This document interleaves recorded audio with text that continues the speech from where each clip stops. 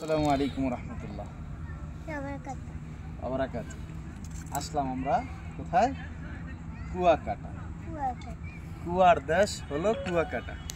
কুয়াকাটায় এসে আমরা তো সকালে সমুদ্র সৈকত মাশাআল্লাহ ঘুরলাম, তাই না? জি।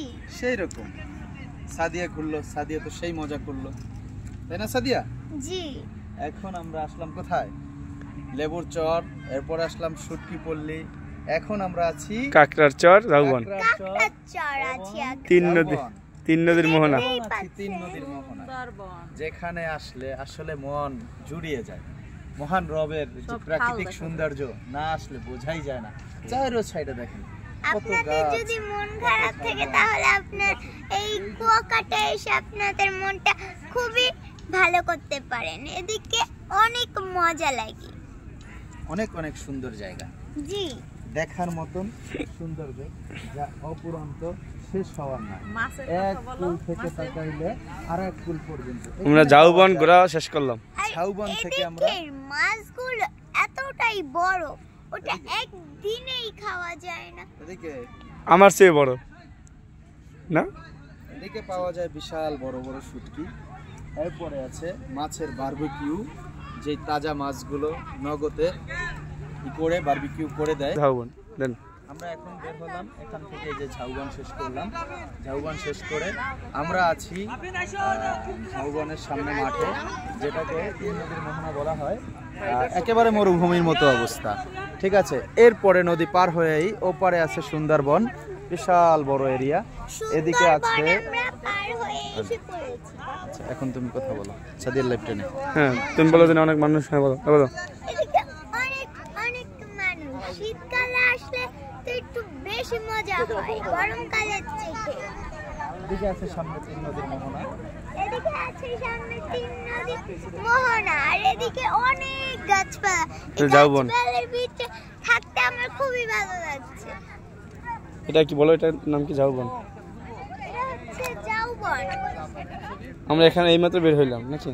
আমরা এখান থেকে এইমাত্র বের হলাম, তো এখন আমরা এই যে এখানটায় ঘুরবো। দেখতেই পাচ্ছে এই জায়গাটা কতটা বেশি সুন্দর।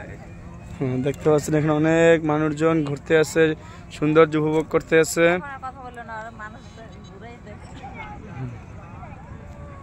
দেখা যায় এখানে দেখেন কত ধরনের পর্যটক আসছে, কত মানুষ আসছে। দেখলেন আসলে না এখানে আসলে বোঝা যায় না। কত মানুষ।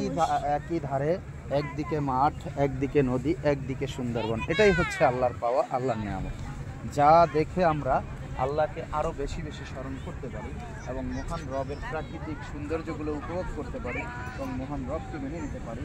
এই বলে আমাদের এই জিনিসগুলো দেখলেই মনে করা উচিত যে মহান রব কি পারেন, যে রব্বে কারীম এই সারা পৃথিবী, একদিকে নদী, একদিকে ঝাউবন, একদিকে মরুভূমির মতো মাঠ, অন্যদিকে সুন্দরবন, ঠিক আছে। এরপরে আছে সাদিয়া। সাদিয়া তো পুরা ঘোরার পাগল, ঠিক আছে। সাদিয়ার না ঘুরলেই হয় না। সাদিয়া মোটামুটি কক্সবাজার যাবে, সেখান থেকে শুরু করে চলে আসলো কুয়াকাটা। কুয়াকাটা এসেই সমুদ্র সৈকতে পুরা গোসল করে সাদিয়া তুমি কি কি ফিল করলা বলো? বলো, হ্যাঁ তুমি বলো। অনেক মজার ফিল করেছি।